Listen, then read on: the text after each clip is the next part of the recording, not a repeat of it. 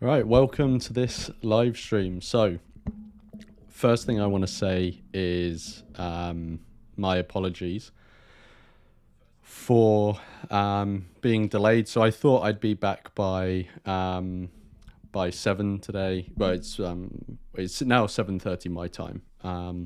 But we just had in London an antinatalist meetup. So we have a meetup group in London where antinatalists from London or maybe like surrounding London and they travel in. We meet up like every few months and hang out, have food, drinks, whatever, and just generally talk about stuff.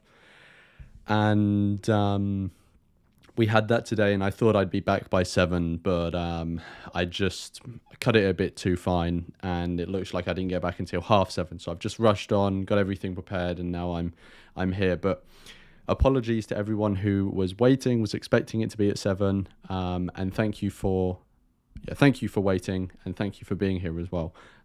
So my apologies, but it's good to see we've got Ted here, Louis, Van Gogh, we've got Cami, Religion of Peace, Syndicate, Dogum, Bass. I'm not going to attempt to say the second word there, and Does as well. So if you're also here and I haven't read your name out and you haven't been in the chat, please say hello in the chat, so that we know you're here.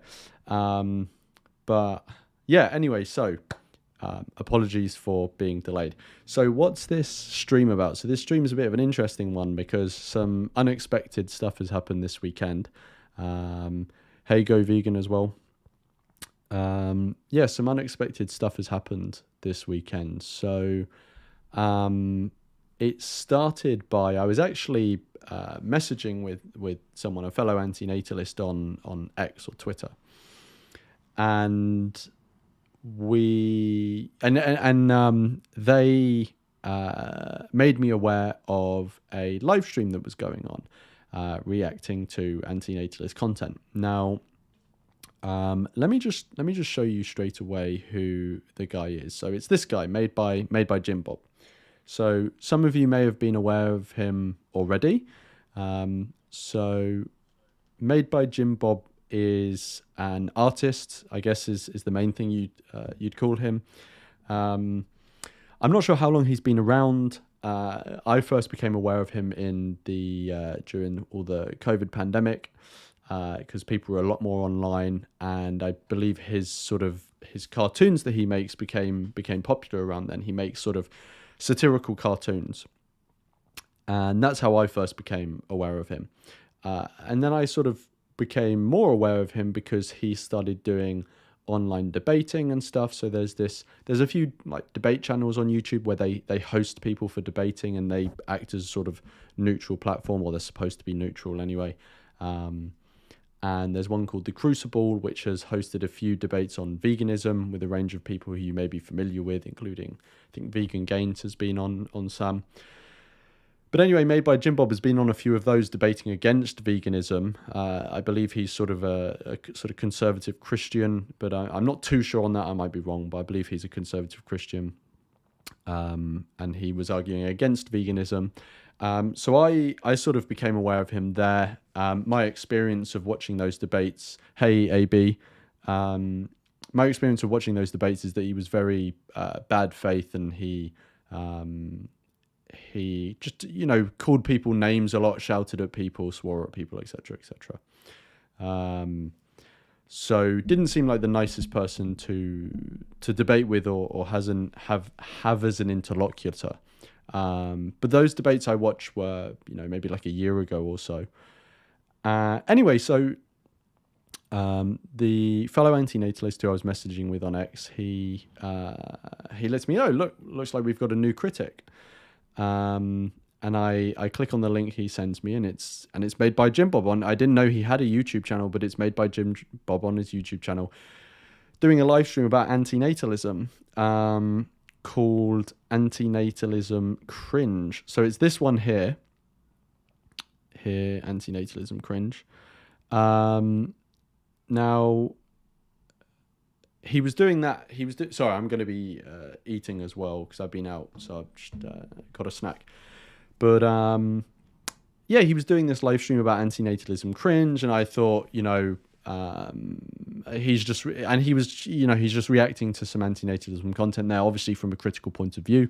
I haven't watched it all the way through yet. I know the first video he reacts to is my one of my most recent ones, the one about misconceptions, and then he also reacts to some stop having kids stuff as well. But I was going to watch it back, but then I saw at the very start of the stream, he mentions my name, and he says it would be cool to to interview this guy. So I found his email. I sent him an email, and I was like, "Look, I'm up for having a discussion or whatever on antinatalism." And I knew his history. I knew what he'd been like in debates on veganism, so I didn't expect much at all. But I was like, look, it's good to practice having engagements with people who are critical of you. He's got an audience which I know won't be favorable to, or won't be sympathetic to antinatalism, but you never know who will see the discussion. So I thought, it's, even though I didn't think it was ever going to go amazingly, which it didn't, I thought it's worth doing than not doing, because I didn't have anything particularly productive planned for that evening. So yeah, I joined him for that debate, and you can see that. So I actually recorded it from my end, and have uploaded it on my YouTube channel. So if you want to see my debate with him, it's around 2 hours. You can see it on my YouTube channel, and I will include a link in the description of this live stream once it's finished. But this is the original. Oh, I'm not showing my screen anymore, am I? This is the original. So around 3,500 people have seen it so far, and his original one, around 3,000 people have seen it. So my plan for this live stream is to first go over a bit about how I found that debate with him, that discussion with him, whatever you want to call it. And then we're going to go into, we're not going to watch back the debate I've had with him because it's 2 hours long and it was painful. But we are going to look at his original stream he did where he's reacting to my video, and I'll give my thoughts and stuff. Now, I haven't watched his reaction to my video or his initial stream in full. I have seen a bit of it, which is why I know to start it a bit in, like 10.5 minutes in, because the first 10.5 minutes, he's doing other stuff and rambling and stuff. And also, for some reason, he's got this sort of thing up where he's talking, but he's got a picture of Jordan Peterson up. Maybe it's like a running joke he has on his channel. I don't know. But he is talking in here. He's just got a picture of Jordan Peterson up. And yeah, so we're gonna go over that. I think he's reacting to my video for about 40 minutes, something like that. So we'll see what the quality of his sort of points and concerns and reactions are. But before we do that, I wanted to go over a bit about how I found the debate I had with him yesterday evening. So, like I said, if you want to see it for yourself, then, and I encourage people to, if they would want to do that, then please just go onto my channel, and it's the most recent video that's been uploaded. It's just called Antinatalism Debate, MadeByJimbob vs Lawrence Anton, I think. Now, yeah, so before going in, I knew that it wasn't going to be an amazingly good faith debate or anything like that, because I'd seen his debates before. And I've already given my reasons for why I sort of did the debate. But my experience of the debate was that it was frustrating in terms of the conduct, just because I kept on getting interrupted. I felt like I couldn't always fully flesh out my points because I was getting interrupted. I felt like whenever I made a point that would counter something he said, he would just quickly move on. There was one point where I tried to put my foot down and say, like, look, I want to go back to this because I think I made a point that you haven't addressed. And I actually can't remember what came of that. But yeah, it was essentially a lot of like skipping around to different places. So we couldn't really close any loops on anything, which was kind of frustrating. He asked me at the start to define antinatalism. So I gave sort of, you know, the sort of definition I operate with. But at no point did he ask me to provide, we just went straight into things. And at no point did he sort of ask me to actually explain what the arguments for antinatalism are until about an hour in. And then when he did finally ask me, I did mention that it's a bit odd that, you know, he's only asked me to do that like an hour in. And yeah, given the environment, I felt like I only had a shot to lay out one of them, because I knew that it would get very like nitpicky and he would have loads of questions. So I felt like we're only going to have time to go over one. And I thought that, well,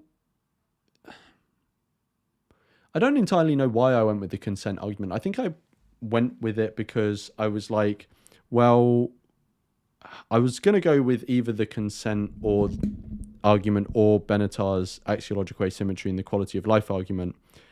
But given that we'd already by that point talked a lot about quality of life, and it wasn't really getting anywhere, I felt. So it was like, why would going over the quality of life argument again work? And also I know that Benatar's asymmetry, I think it's an argument that you really need to go over with a good faith interlocutor. And I didn't feel that MadeByJimbob was being a good faith interlocutor. So I was just like, that's going to be a complete lost cause. So I picked the consent argument. You know, if other people would have picked a different one, that's absolutely fine. You know, if we could have gone over all of them, I'd have been happy to do that. Although that would have been very painful.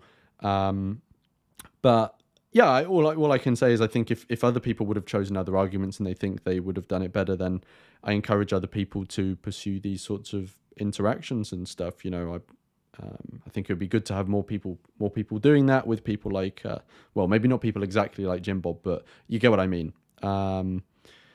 So yeah, we did the consent argument. I felt like the objections he put forward, he just kept on saying over and over again that the argument is self-defeating and illogical, but never provided what I felt like was a valid reason why, because every rebuttal he came up with, I felt like I showed that it wasn't a valid rebuttal. And he would either just quickly move on to something else, or he would just say, no, that doesn't deal with the issue I'm raising, but wouldn't explain why. And in my view, it had dealt with it. So I guess people can just watch it and decide for themselves what they think. I'm also just going to turn this down a bit, because where's the fucking thing?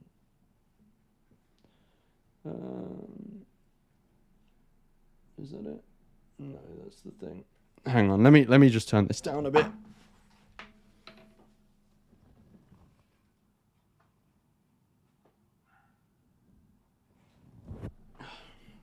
Is that better? Yeah, that's better. I'm not as like pale white now. So yeah, and then I've seen and then just so that's sort of generally my experience of the debate or discussion. And then I've seen people commenting on his version, on the original version. I think there were a few antinatalists in there, but obviously the majority is comments from his audience, and they're just they're just saying like, oh, that, you know, this guy was typical, he was illogical, blah blah blah, he didn't make any good points, which, you know, you kind of expect. And then the people commenting on my upload of the debate, There were some very useful comments on there. There were a lot of people praising me for being very patient, which thank you.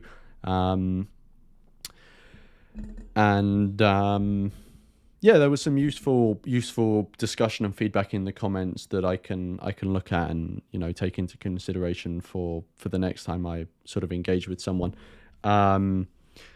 So yeah, I think that's about it for the actual debate. So we can maybe just go into actually reacting to his original thing now. But before we do that, I just want to remind people, if you would like to support, donate, there is a link in the pinned chat. There's also a link in the description.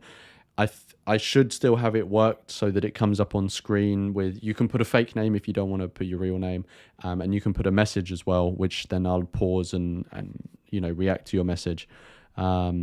If you want to. Yeah, if you enjoy what I do and appreciate what I do, then that is an option for you, and thank you in advance for doing that if you choose to. Oh, whoa. And straight away we've got a donation from someone who didn't put their name, anonymous. I mean, I can see their name, so I know who you are, and thank you so much. I did not expect that to come in so quickly. And also the amount as well. Thank you so much to the person who just donated. Absolute legend. And I know who you are, so I'll send you a little message later. Yeah, thank you so much. And if I just replay it, I think I can replay it. They say, I watched the debate live. I think you did a good job at the debate. Thank you so much. Look, anyone who's done a debate can look back at it and think, I wish I did this differently, la, la, la, la, la. But I think, yeah, given the interlocutor I had and given just my capacities, I think I did okay. There's always things I can improve on, and obviously in the future I'll try to improve, etc., etc. But thank you so much for that. That really helps with just running the channel. I mean, it maybe doesn't come across when people are just watching, but this sort of stuff, there's like subscriptions I have and all this sort of stuff. So there's like overheads, and also it's not just the YouTube channel. There's, you know, if people know the Antinatalist handbook, you know, there's costs associated with that, and so it's really helpful to have people's like support in that way. So thank you so much, and what an absolute legend. So yeah, I think we can switch over to here and look at what he has to say. Now, I'm going to say straight off the bat, don't expect massively intellectual, heavy hitting points. Like I said, I haven't watched his full reaction to my stuff, to this video, but I have seen a bit of it, and from memory, he does call me quite a lot of names. So he seems to be, I think because I remained polite in the debate we had, he remained polite in the way where you're not calling someone names. Now, he did interrupt me a lot and stuff like that, which isn't always polite. But to be fair, I think I probably interrupted him as well at certain points. But yeah, in this, when I wasn't there and he was just reacting to my video, he did call me a lot of names from memory. So we'll maybe get some of that. And I was going to say something else, but I forget. Just let me know if the volume's okay. Hopefully it is okay. All right, let's get into it. And I'm so sorry for this weird Jordan Peterson thing he's doing. And actually, it was quite funny. Someone told me that watching my debate with MadeByJimbob reminded them of the debate that David Benatar did with Jordan Peterson. Now, that is quite funny. I don't think in any way my skills were comparable to David Benatar's, but I understand that like the conduct of Jordan Peterson was quite similar to MadeByJimbob, so that was a funny comparison. Let's see someone try to defend antinatalism against a somewhat feisty Jordan Peterson jacked up on 4 espresso shots. Probably not gonna go so well.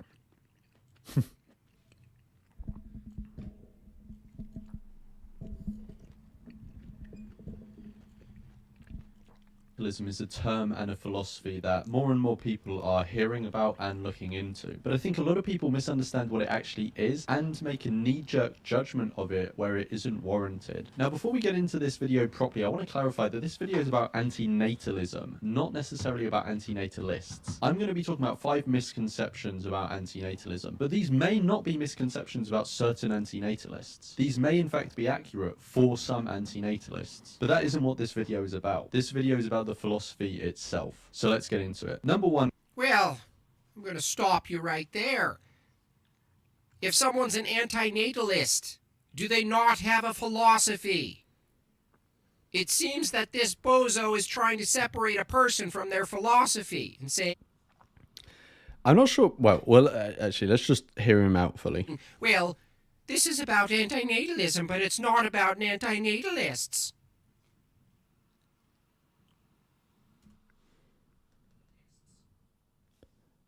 Oh wait, Cammy's just saying, is it playing twice? Let me check. It's like, let's talk about what, you know. Oh, I think, you know what I think it is? It's doing the same thing as last time, but last time it was mine. So, let's see. Muslims believe. That isn't what this video is about. This video is about the philosophy itself. So let's get into it. Number 1. Well, I'm going to stop you right there. Them. If someone's an antinatalist, do they not have a philosophy?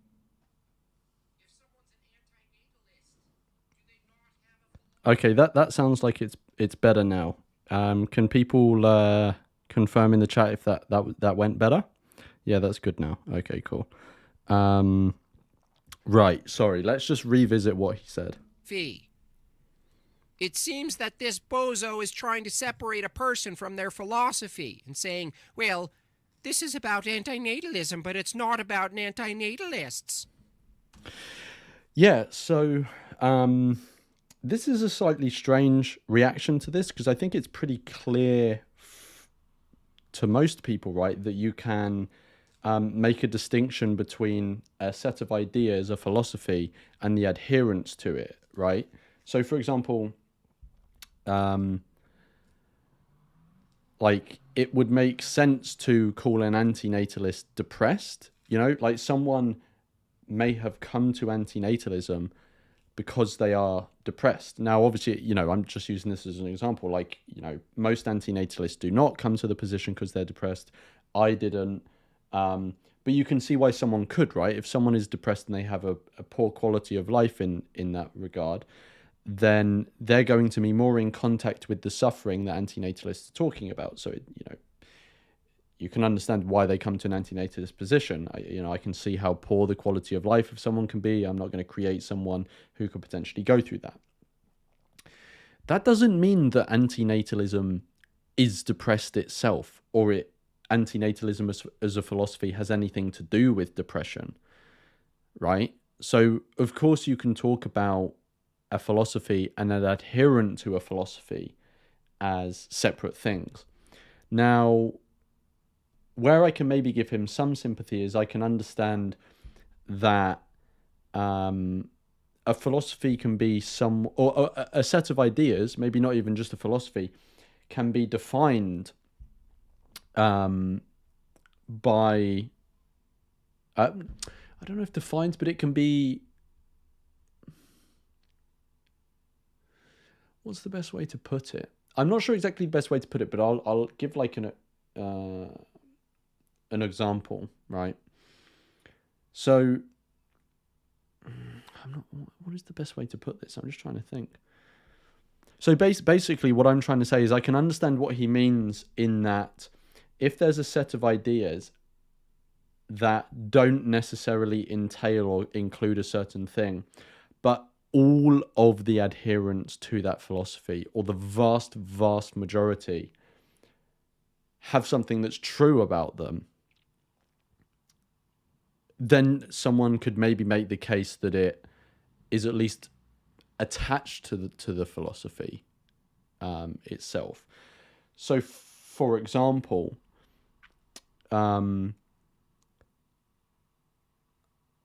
someone may say, so for example, I think there are strong links between antinatalism and veganism, and I think it makes complete sense for someone who is antinatalist to be vegan. But I don't think if someone isn't vegan, I wouldn't revoke their antinatalist card, for example, right? And antinatalism itself doesn't make any specific comments on veganism, you know.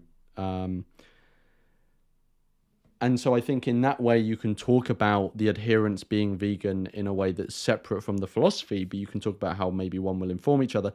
But if every single adherent, or the vast majority of the adherents to antinatalism, were vegan, which isn't the case, but if it were the case, then I could see why someone would maybe say, oh, well, even if the philosophy doesn't explicitly include veganism, veganism is sort of attached to the philosophy, if you get what I mean.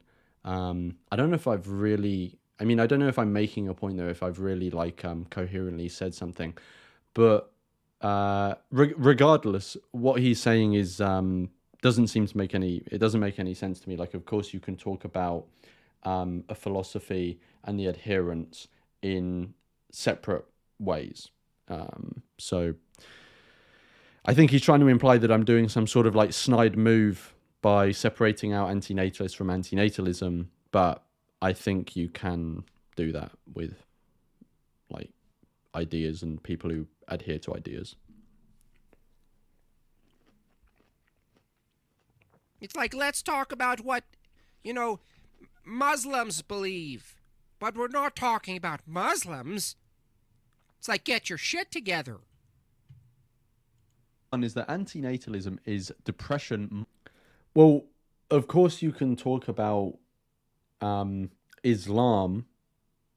I guess it depends how you define Islam, but if you define Islam as the set of ideas and practices contained within the Quran and the Hadiths, then of course you can talk about those things without talking about the actual Muslim community itself.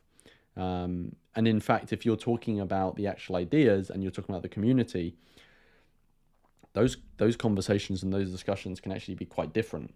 Because obviously, anyway, let's continue. Masquerading as a philosophy. Now, whilst this one is untrue, I can understand why people have this reaction. The average person is extremely used to life affirmation, and antinatalism and philosophical pessimism, which is often discussed at the same time as antinatalism. Listen, even as a clinical psychologist, I could just as easily reject the depression aspect of this and say, well, no, antinatalism is nihilism.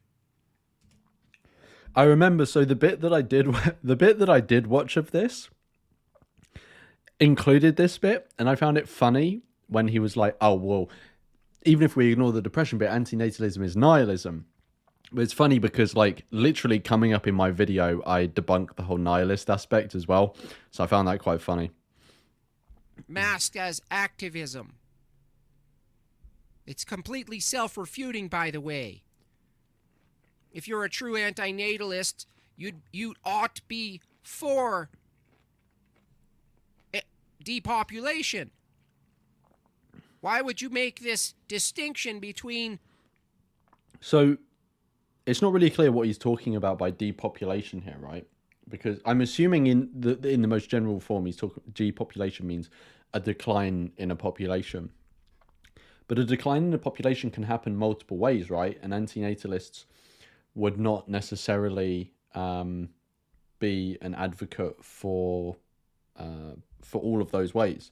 So one way that a population can decline is if we stop producing beings that come into it. Um, if and obviously it would decline because people would naturally be dying off. Another way is that you actively kill people. Another way could be that people just leave. So the UK population, if people just started deciding en masse to leave the UK population would go down. So there are multiple ways that depopulation can occur, but I think he is talking about killing off because he kept on bringing this up in the debate I had with him. He was like, if you're antinatalist, then it's logical, it's consistent for you to be an advocate of killing people off, which I disagree with. We had a debate about it. I didn't think he had any grounds for believing that. And none of the points he made sense, but you can go and watch the debate and make a judgment for yourself. But yeah, that's what I think he's trying to basically push here. Not having kids further and maintaining who exists at the time. Because, you'd probably just say, well, we're already here, so we might as well have fun. Well, no. Exactly, as Cami says in the chat, AN is a value judgment, not a call to action, right? So someone could claim it's a call to non-action because I think entailed in antinatalism is a negative duty not to bring other sentient beings into existence. But it's in no way a positive call to action in terms of going out and trying to force other people or other individuals to do anything. And this is very common, which is why I included it in my misconceptions video about antinatalism being authoritarian or imposing action on others, right? It is not entailed in antinatalism that any specific course of action is needed to be taken, right? You have to add on top of it that you want to take some form of action that involves controlling the behavior of others, right? So just to give an example, and I think we cover this in the debate, is forced sterilization, right? So someone like MadeByJimbob may say, oh, well, if you're antinatalist and you want procreation to stop, surely you'd be for forced sterilization. Well, no, that doesn't follow. Just because you want procreation to stop doesn't mean that you want procreation to stop by any means. You may care about there being less or no procreation, but you also care about other things. It's not like you just care about that one thing. You also care about bodily autonomy, the restraint of government, so there's not government overreach. Like, it's so bizarre that people go so far so quickly with antinatalists. Like, it's not like when someone advocates for deaf children, that someone goes to the extreme and says, oh, so you must want all of our resources to go towards providing braille and accommodating deaf people in society. Which, like, no, I care about multiple things. Like, I also care that other people have resources to go to them. I'm not myopically focusing on just helping deaf people. Like, I want deaf people to be helped so that they can function in society like anyone else. But I don't want them to just be the sole focus of moral concern, or this issue be the sole focus of moral concern. Like, ending poverty. Like, if someone wants to end poverty, it doesn't mean they just myopically focus on that and say, at all costs, we need to end poverty. Screw any other issue, any other thing we care about. It's the same with antinatalism. It's like, sure, we think it's wrong to bring sentient beings into existence, but that doesn't mean that we want to enforce that by any means, right?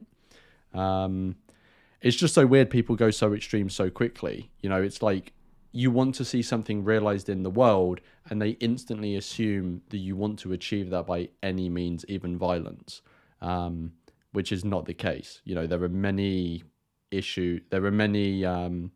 look at like the anti-abortion people, right? So there are many people who are against abortion, but being against abortion doesn't prescribe a specific action that you need to take, right? Now, many of them will take an action. Some of them will stand outside protesting. Some of them will, I don't know, donate to certain funds or whatever.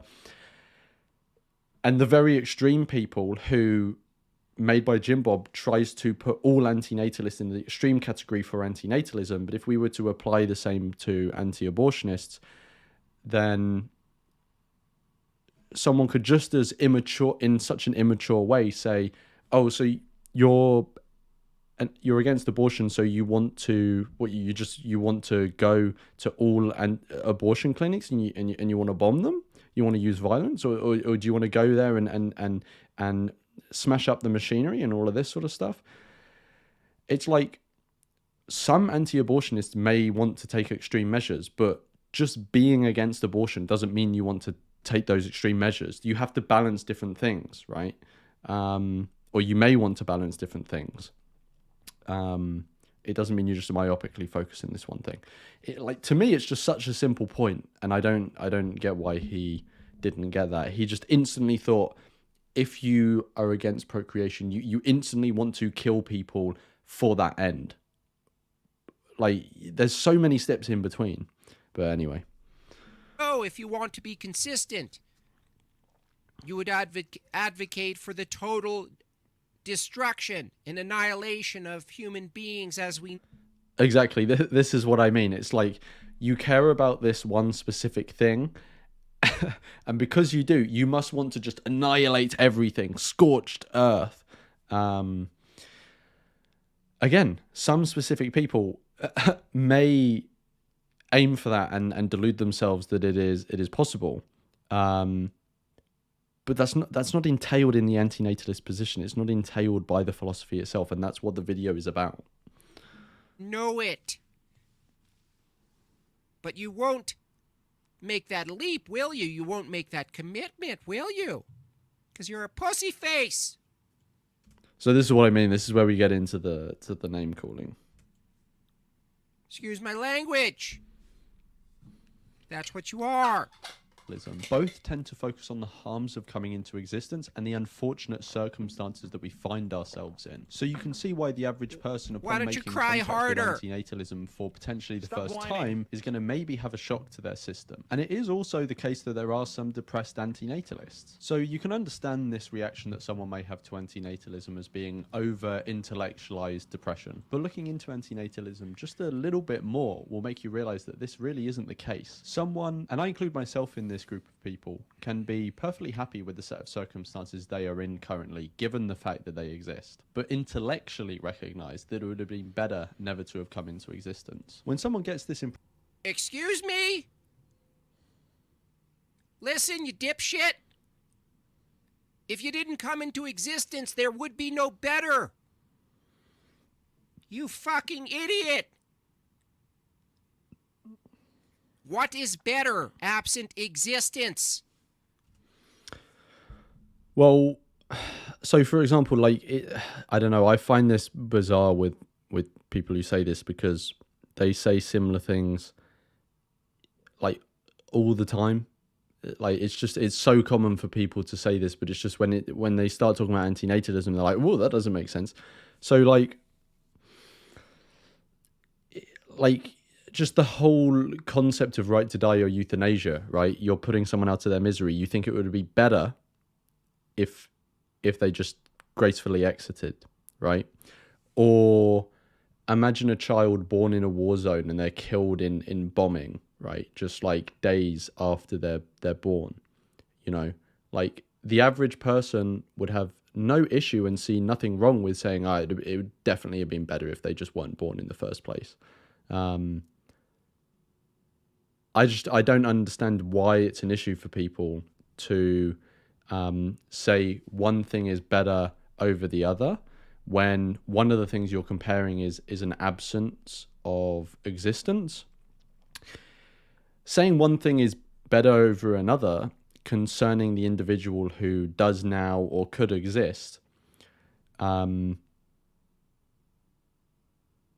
was I going with that? I had an exact thing I was going to say. No,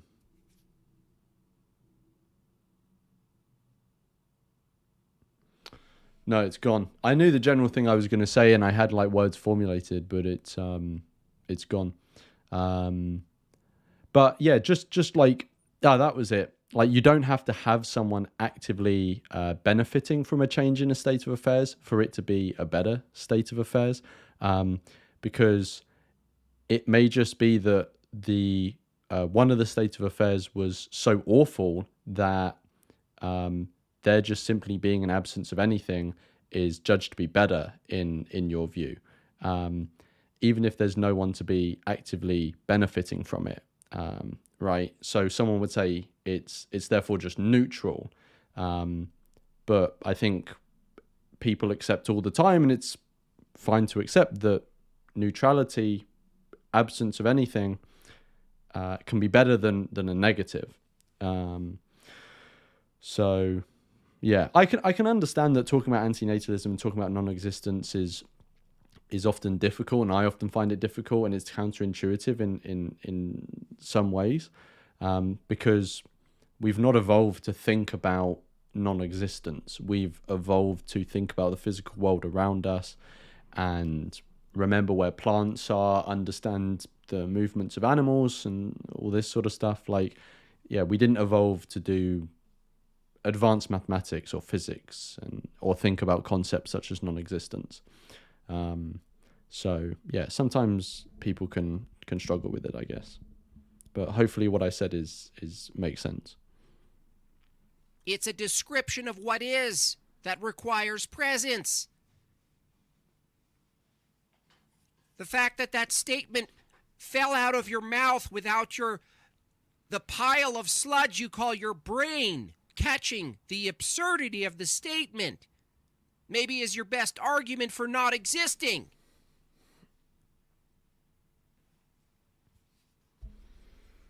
What the fuck? I really like where I am right now, which requires people and populations and procreation, but it would have been better if I didn't exist. You clown.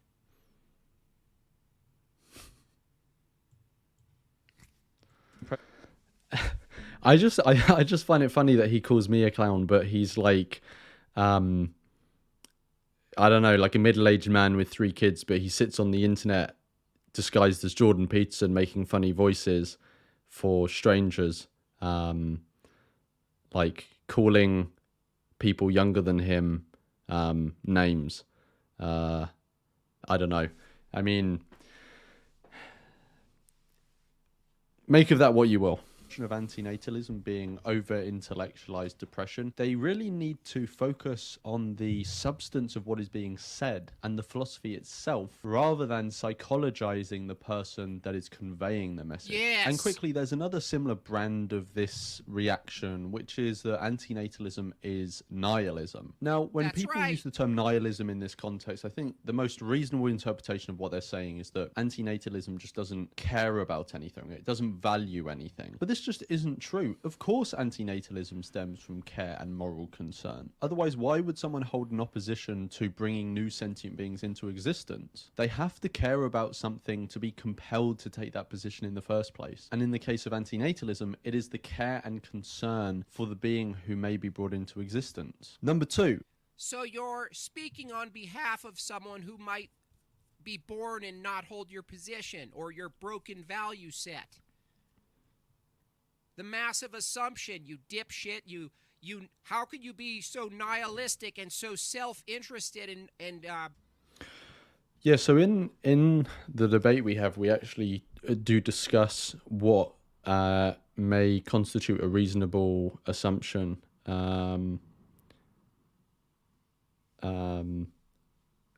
as regards to a potential person who you're bringing into existence. I think there are reasonable assumptions you can make about, their like interests they would have and stuff, and like I even present him with an example, and in the debate, I think it's somewhat near the end, I can't remember, and he just literally changes subject and doesn't answer me. I then tried to pull him back, and I can't remember what he does then, but I'm pretty sure he never gives like a satisfactory response to that. But yeah, either way, I don't think you need to have a full sort of Shakespeare novel about who this person will be and the specific interest they're going to have. One, because you don't know, right? Like, you don't know what specific interest they may have. They may have a natural interest in creative pursuits, or they may have a natural interest in being a leader and stuff like this. But I don't think those specific interests and nailing them down are really that important when you're considering creating them. The main thing that the main things that you need to take into account are the core fundamental interests, which is the interest in pursuing satisfaction or well-being or pleasure, however you want to cash it out, but positive things, and the interest in avoiding harm, dissatisfaction, negative things, however you want to cash it out. And we didn't get into the asymmetry, but this is where the asymmetry would come in. Like, for me, and it seems like many people make judgments that are also informed by this, that there's simply an asymmetry between those, the creation of interest for pursuing positive things and the creation of interest for avoiding negative things. And to me, that asymmetry makes complete sense in that once you exist and you already have an interest in pursuing positive things, it's good for you to pursue that and have that satisfied. But it doesn't make sense to create that interest so that it can be pursued.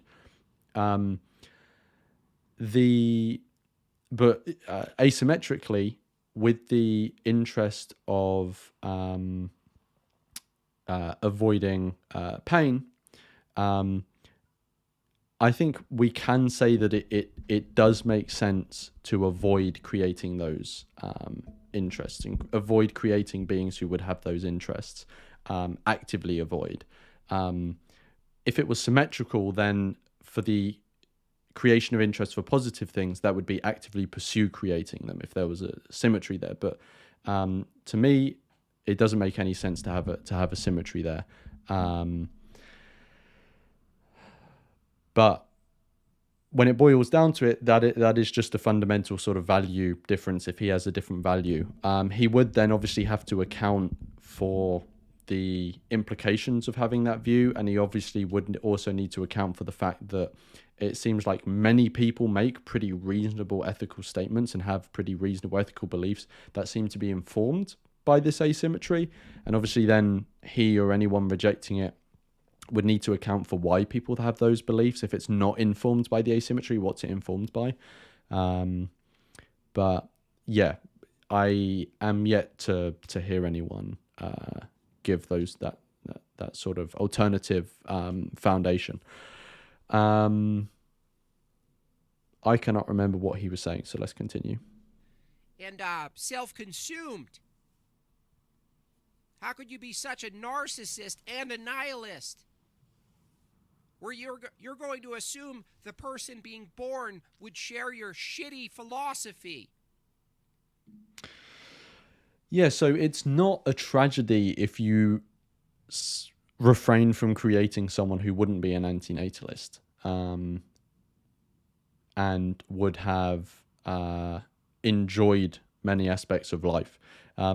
Because if you refrain from creating them, there is simply no one in existence to care that that's happened, to lose out, to be affronted by that or upset by that. There's just no victim. That you transpose the potential suffering and how you think it be experienced to an unborn person.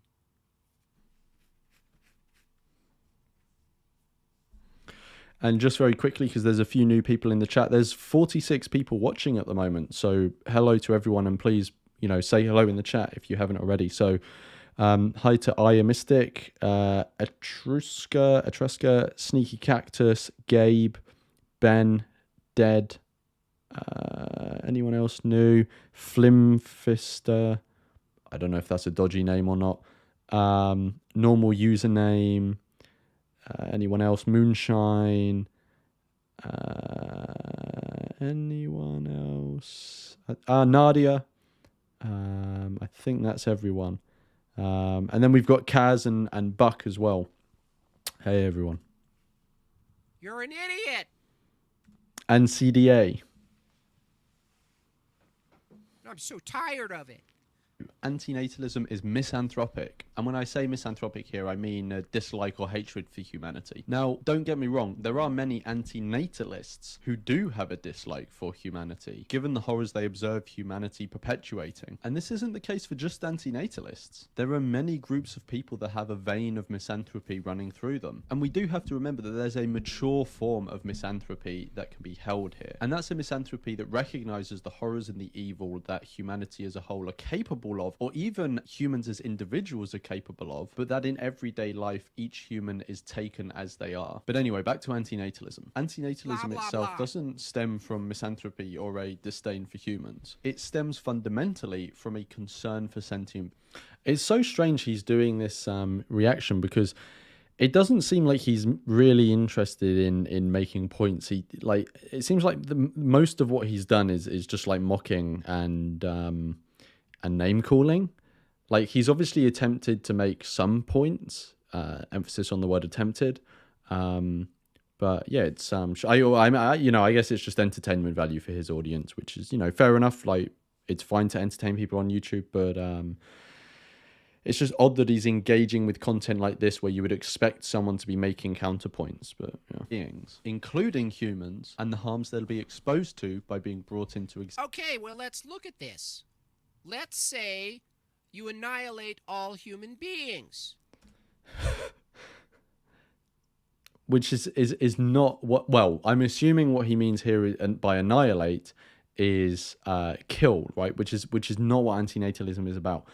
It doesn't seem like he would be talking about non-procreation when he talks about annihilation, because if someone came up to you and said, I'm only going to have 2 children, I'm thinking of annihilating the 3rd, 4th, 5th, 6th, blah, blah, blah, blah, blah. Like, annihilating doesn't mean not creating, right? That would just make no sense to say, I'm going to annihilate my 3rd child, when what you mean is, I'm not going to have a 3rd child. It clearly means killing here, which has nothing to do with antinatalism. You're extending the value onto sentient beings, which include animals and creatures who are not human. First of all, you couldn't tell me the delineation between a sentient and a non-sentient creature. Are we talking about crabbies here? Are we? Yeah, so a sentient being is a being that has a subjective experience, and they can experience both negative and positive, negatively and positively valenced experiences. The bit about crabs, like, obviously that's what sentience is as a concept, and we can understand that there are individuals in that category and not in that category. In terms of determining exactly who is in that category and not, well, obviously that's an empirical matter where, you've got to do research and stuff like that. But it's pretty clear that being species with central nervous systems, individuals with functioning central nervous systems are sentient. Obviously there's some species and animals at the margin, such as insects or crustaceans, etc., that it's more uncertain as to whether they're sentient. I think there is some evidence to suggest that both crustaceans and insects, but obviously there will be other examples of marginal types of animal, but just talking about them, there is evidence to show that they could be sentient or are sentient.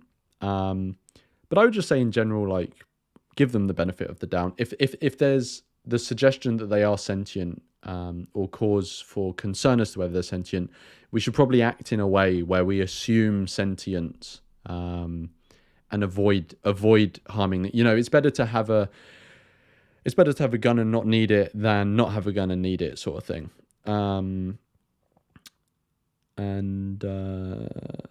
Yeah, cool, okay. Talking about bacteria? You couldn't tell me because you're a bozo.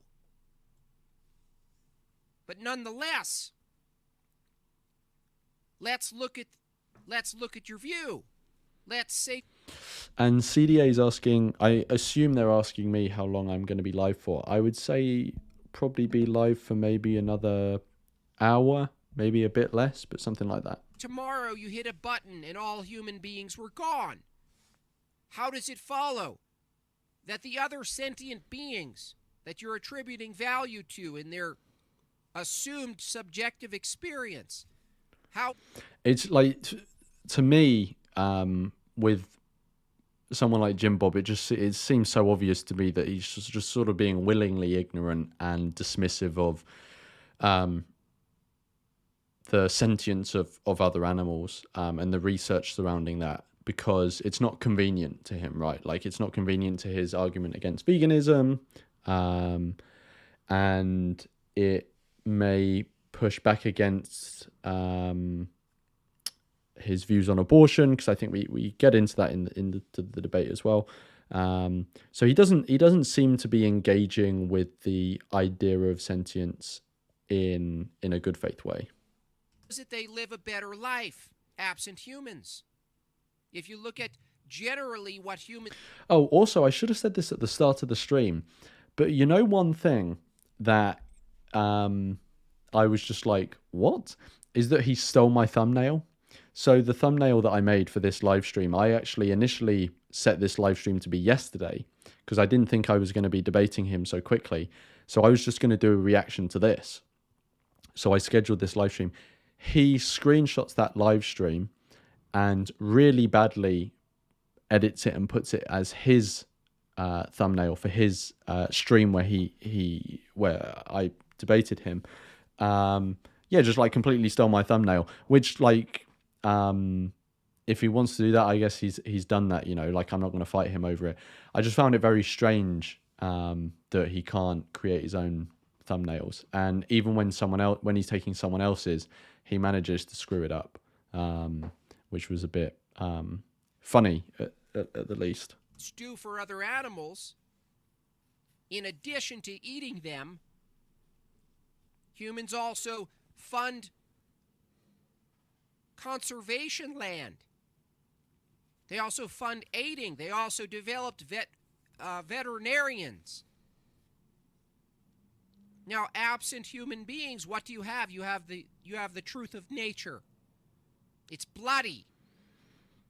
It's bloody. This guy seems to think as long. So, yeah, no, he's talking about, I think in a roundabout way, he's basically saying, well, if humans go extinct, then wild animals are left behind, which is true. Look, I have concern for both issues. I think procreation is a massive moral issue.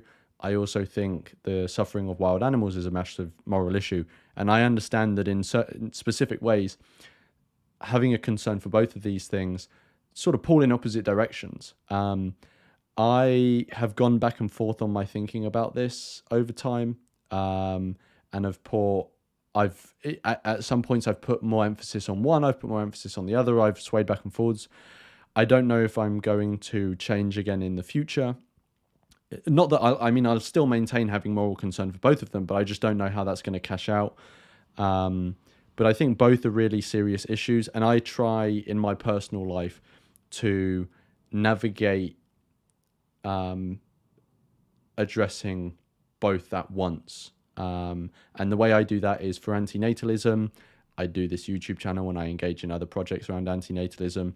And for the suffering of wild animals, I donate to organizations that are looking into that as an issue and trying to address that.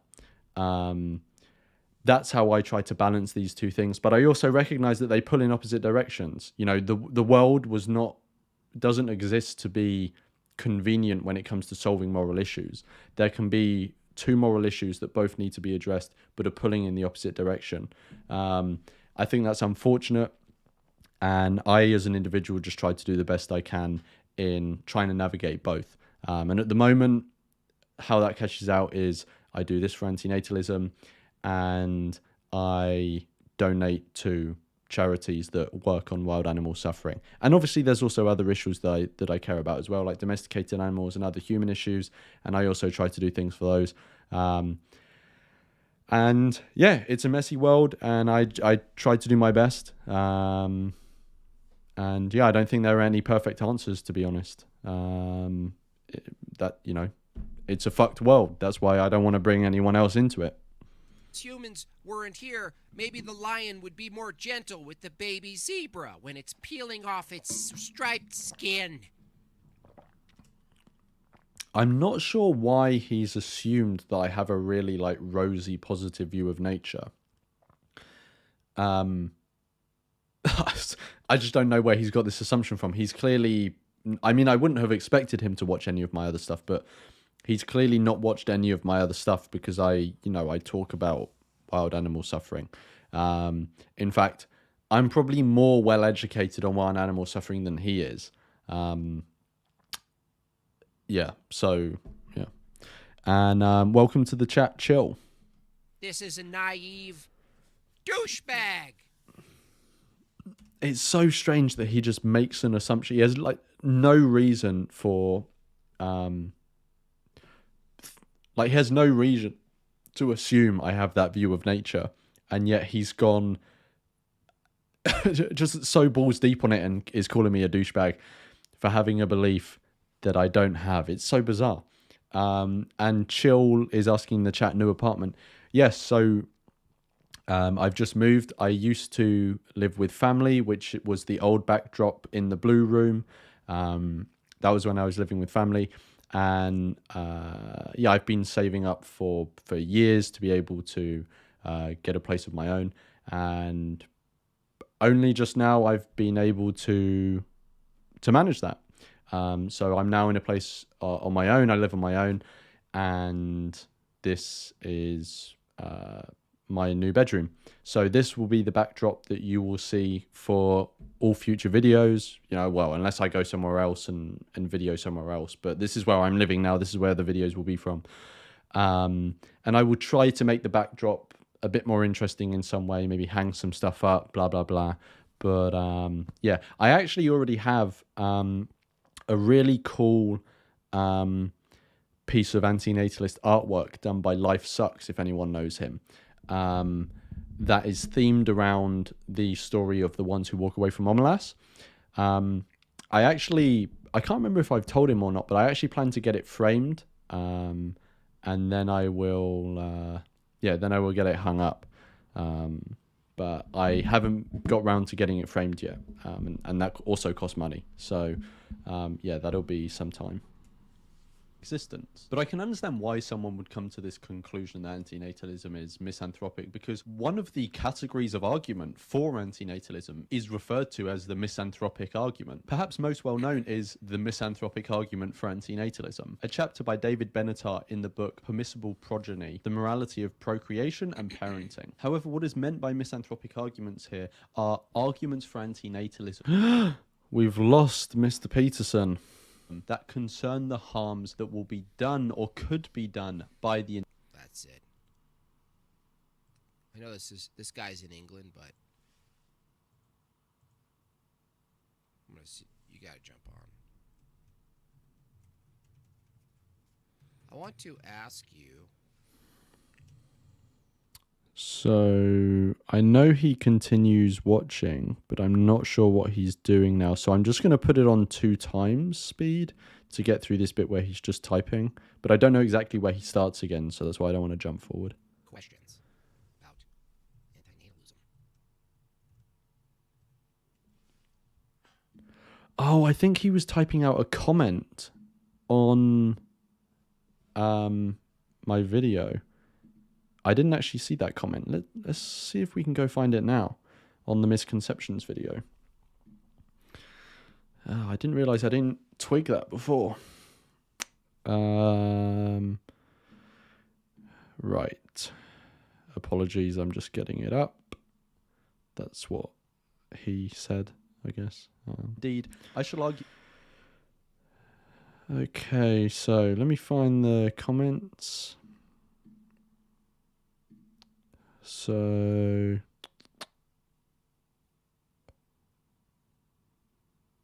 I do not see his comment. Let's go new first.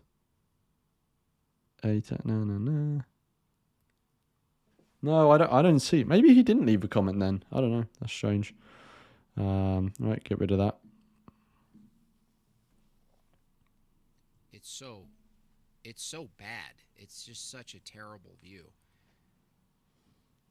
Individual being brought into existence, as opposed to the harms done to them. This is separate from a misanthropic disdain for humanity. It's a simple recognition for the harm that we're capable of doing. In fact, Benatar references this in his chapter. The arguments that will be advanced here are misanthropic only in the sense that they point to unpleasant facts about humans. Accepting these arguments does not commit one to hating humans. Unpleasant. That's his stand, like, when it comes down to it, unpleasantries. Diet Sodalite says, if you have a value, then it presupposes you were born, thus birth is a prerequisite for value, correct?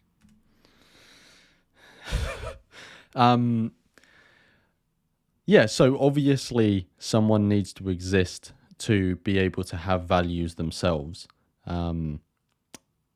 That's not what antinatalism is about.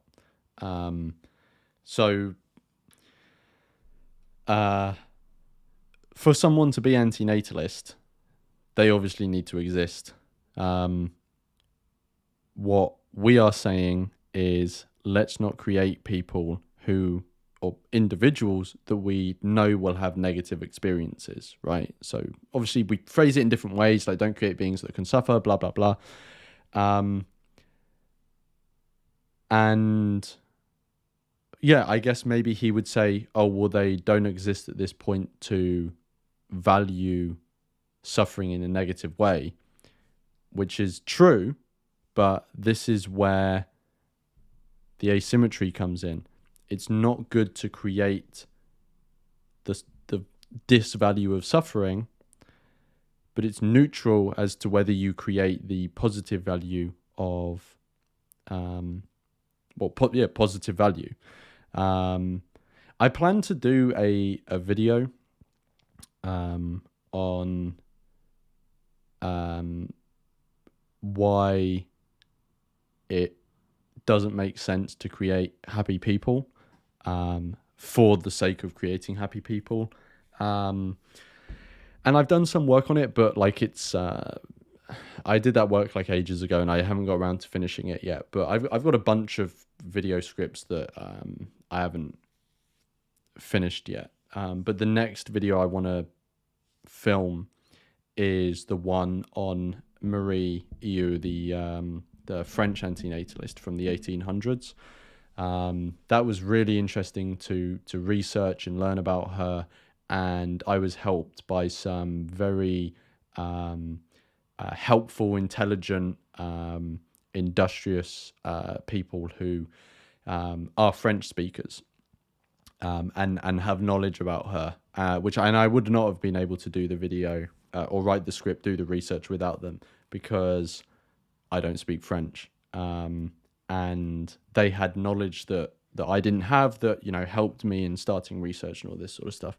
But yeah, that video should be coming in the next sort of fortnight. And if he was never born, he couldn't come to the conclusion that would have been better for him not to exist. Better or worse, this is like similar when the atheist says the problem of evil is somehow a valid argument. They think, well, the ultimate good, the goodiest good of all would be a world where I couldn't even discern preference from not preference. Unpleasantries. Something I value versus not value. You wouldn't even know the difference.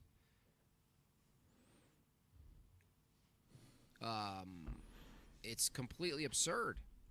Mr. Anderson says he values his own life while saying he shouldn't have been born. Make it make sense. Yeah, this is something that we go over in the debate over and over again, and Made by Jimbob constantly confuses the two, which is there's a difference between starting to exist and continuing to exist. And he constantly, and throughout the debate, I correct him over and over again because he confuses the two, and there's an ambiguity there. And I explicitly say, like, look, you've been constantly confusing these two things. They are different things and they have different implications.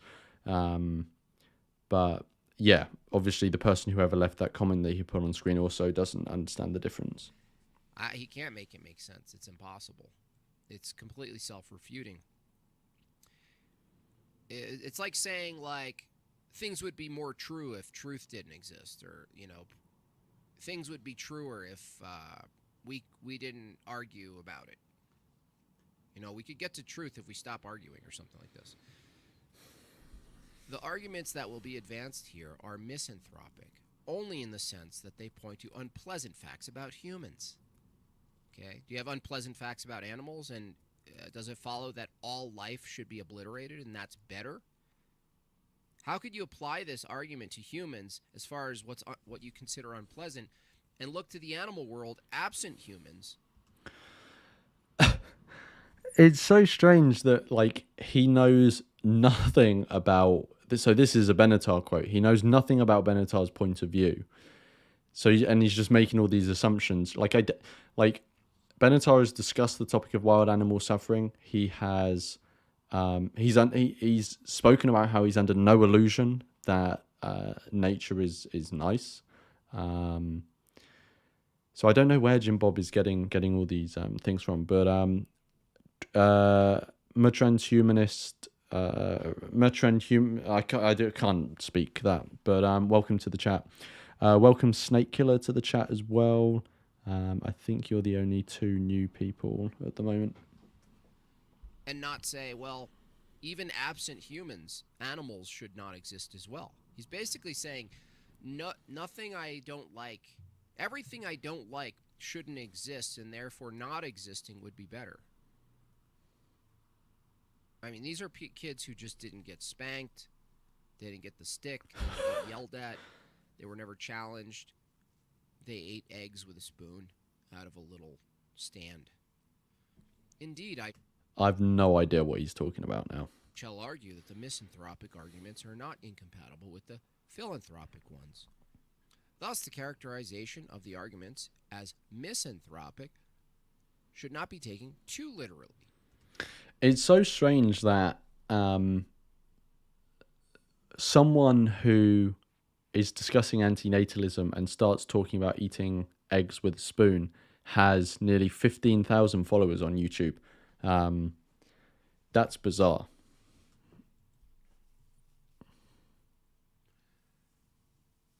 Indeed, I shall argue that the misanthropic arguments are not incompatible with the philanthropic ones. Thus, the characterization of the arguments as misanthropic should not be taken too literally or overinterpreted. Another flavor of this misconception is that antinatalism hate children specifically. Now, I won't go into this in detail here because I've made a whole separate video on why antinatalism doesn't equal child hatred, called Why It... So, in case you guys missed it with his fancy words, philanthropic, pro-human, essentially misanthropic, a disdain for human. Okay, so even though it was explained, I explained it in the video, and in the quote that he read out, it's explained, he's still misunderstood. So it specifically says that the misanthropic arguments are not concerning a disdain for humanity. They are arguments concerning the harms that the individual you're creating will do to others, or could do to others, right? Which is completely different. The philanthropic, now, I'll give him the benefit of the doubt. You can't expect him to know how antinatalists use philanthropic, but it's not pro-human, so I don't know where he's got that from. I don't know why he was even attempting to define it when he doesn't know what it is. Philanthropic arguments for antinatalism are arguments that concern the being who is being created. That's what philanthropic and misanthropic mean in this context. And he's trying to navigate how his position could possibly make sense from a philanthropic position, which is impossible in practice. And in practice, to keep the philosophy around, you need human beings. If I ever got one of these people on, I wish there was more antinatalists on TikTok, because similar to the question of the anti-patriot. I have been told by a few people to start uploading my videos to TikTok. I've just never got round to it. I just view TikTok as so cancerous that I've never downloaded it. I've never had an account. Yeah, I mean, I know I should at some point put my stuff on there, but I just have such a negative view of TikTok that I always push it to the back of my mind. Right? Similar, very similar in its structure. I would ask, like I asked the anti-patriarchy person, if we had enough manpower, could we destroy the patriarchy? I would ask this person, or anyone like them, how many generations do you think it's going to require for everyone to become antinatalist? I would. Oh yeah, he asked me that in our debate, and I just told him, well, because he gave me a hypothetical, and I just said, well, if we're talking about a hypothetical, then hypothetically, you can, if you can communicate with everyone using the internet, then one generation. But this is a hypothetical that has no substance. Like, what value is there in talking about this hypothetical? I didn't see any. Maybe a smarter one of them would catch it, but perhaps not. It makes no sense to hate kids as an antinatalist. I've linked that in the description below so you can check out the whole video. But suffice to say, antinatalism views children as the victims in the act of procreation. So it would make... Actually, let's try a little thing out. So I'm just going to create a poll quickly. So...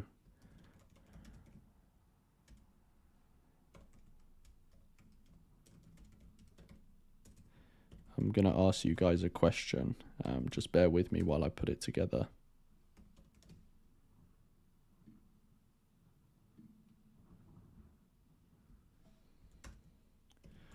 So,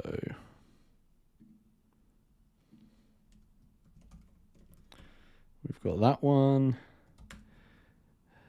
Whilst I'm putting this together, put in the chat your guess as to what the question's going to be.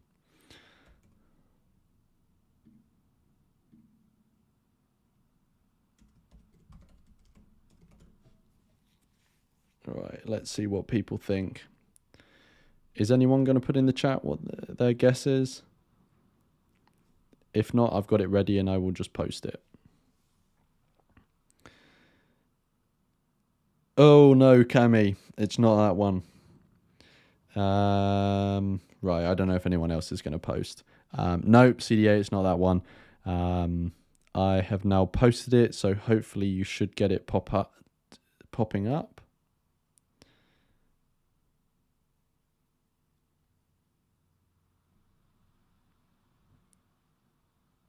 Oh.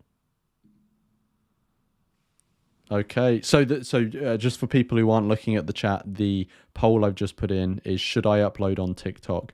There's absolutely, and there's brain rot. So absolutely brain rot. And absolutely has 64% at the moment, so that's a yes, and brain rot has 36%.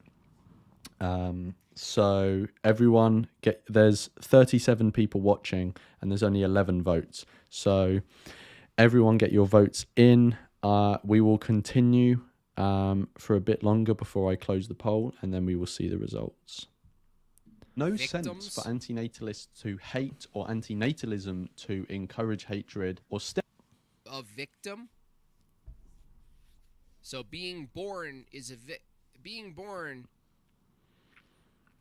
You're a victim of what? What is this? You're a victim of what?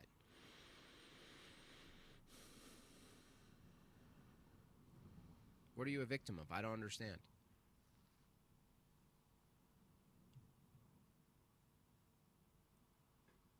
So anything that exists is a victim. So, one thing I guess to clarify here is that whilst you can see someone in as the victim of an action, or the one who loses out in an action, that doesn't necessarily mean that you think they should adopt a victim mindset. So I don't think that antinatalists should all adopt, or all people, because obviously everyone's born. I don't think everyone should adopt like a victim mindset and take the approach of blame and stuff like this.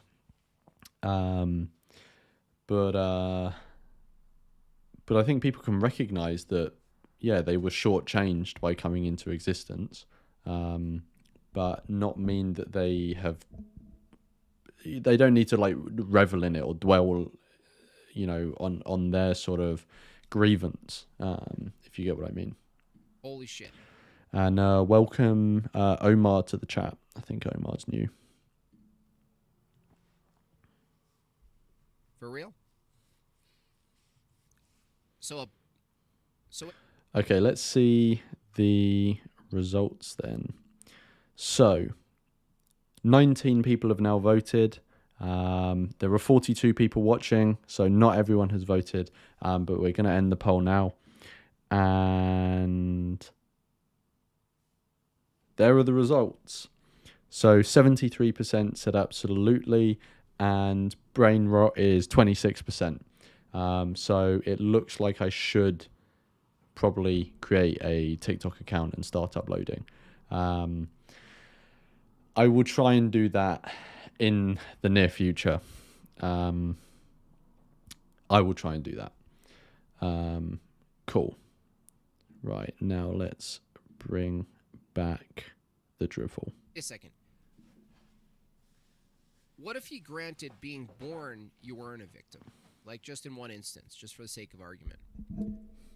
Am I a victim of growing, my own nature to grow? Like, is a butterfly a victim? Is a caterpillar a victim of the cocoon? I mean, this is absurd. Honestly, I'm not quite sure the point he's making here. Obviously, a butterfly isn't a victim of the cocoon that they grew in, because the cocoon is just a shell. Like, it's an inanimate object that acts as a shell, as far as I'm aware, for them to transform into. Yeah, so it's not a moral agent.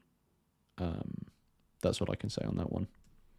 He needs to exist to determine who's a victim and who's not a victim. He needs to. And Louis says, don't blame me if you have a mental breakdown after going on TikTok. I voted no. I appreciate that, Louis. Your vote was purely about my mental well-being. So thank you. Exist to determine some sort of broken moral position that he holds. He needs existence. He needs mind. He needs argumentation, logic. He needs existence. He needs to depend on air.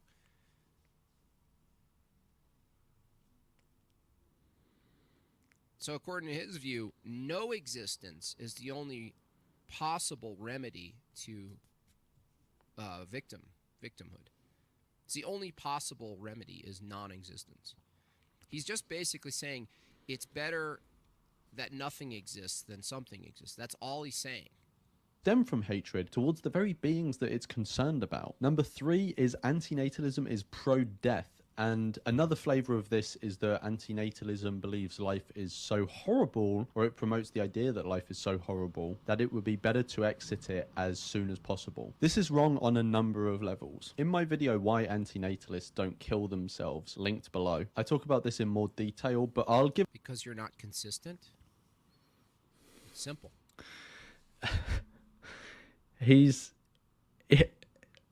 came out with loads of stuff. I mean, he already has in this video, but he came out with loads of stuff like this in the debate. But like, he didn't even bother getting the video up and watching that before trying to make a point. Like, he's just in no way substantive. there's no substantive engagement from him with the ideas before jumping to conclusions. Welcome Project AZ to the chat as well. Because you're not consistent. An overview now. In short, there's a difference between starting a life and continuing one. And Yeah, and you can't tell me the difference, as Jordan Peterson pointed out. How is it that your antinatalist philosophy is going to justify continuing life, right, versus the argument against starting life? Natalism is only concerned with the starting of lives. So here's this logic. You should not start a life because of the suffering. And the suffering is paired with existing, so we should reduce suffering, right? So based on reduced suffering and the will to, let's say, abort, the freedom to abort, in his view, abortion would be good. Why would he draw a line between abortion and the beginning of life at conception, the start of the growth? The victimhood starts at conception, right? It doesn't matter where he places value of life for a human. The fact that something exists and there's this arbitrary point in which you can terminate it if he's pro-abortion, this is where their argument collapses. If they're pro-abortion, they should be pro-death in general, because there's no distinction between the point of conception and being like 30. There's no meaningful distinction from their view. If it's all suffering, then there's no difference between ending the suffering, So I explained to him in the debate why there is a difference, and yeah, it's the basic difference between the situations of starting and continuing existing. So he's saying, we don't we don't start lives because of the presence of suffering. Yes, that's true. We don't want to impose suffering on someone, and the reason that is sufficient, whereas it's not sufficient in continuing existing, is because when you're talking about starting existing, there are no countervailing interests that need to be taken into consideration, right? Because there's no one who exists to want the positive things. But once someone exists, well, one, they're electing themselves to go through the suffering, but the suffering is balanced with interests that they now have, right? They have an interest in continuing to exist. They have an interest in pursuing the pleasures of life, and this is now balanced with the suffering. But at the point of considering whether to start an existence or not, there are no other interests present to balance against not wanting to create someone to impose suffering on them, right? Which we went over in the debate. People can watch the debate and see that and see how it went. But yeah, that's the basic difference. Producing to avoid suffering, or to terminate a birth to avoid suffering. How is terminating the birth, in his view, different if it's just a process of life? Deciding to start a life is done by one person to another. Continuing a life is a decision made by the person who will be continuing their own life. And also, deciding to start a life is done where there is no one to want to come into existence. But Okay, all you have to do with this guy is establish, through maybe a set of questions, establish that existing. The question is, how do we establish that his own existence, according to his own standard, causes suffering to others? That's all you need to establish. I'm a bit confused. I don't really get the point he's making. Maybe he's making the point that if you cause suffering to others, you should just end your own life. I'm not quite sure how that's related to antinatalism. You could say that as an objection to anyone who wants to do something to avoid suffering. You know, you could say to someone who wants to alleviate poverty, oh, you want to reduce suffering, do you? Well, you just existing causes some suffering. So, you know, instead of going out of your way to try and, you know, end poverty, why don't you just end your own life? You know, like it's just like a ridiculous non sequitur. Like, it's not best practice to go around and tell people to end their own lives. And the point he's making makes no contact with the points that are being made by antinatalism, and it could equally be applied, and it would be equally ridiculous to any ethical issue someone wants to pursue. And you could do it pretty basic level. You can go to scarcity, even though I believe that's false, but from his view, it's probably true. Scarcity, taking up land, living in a building. The very fact that he's in a building right now, that he calls a home or a room at a hostel.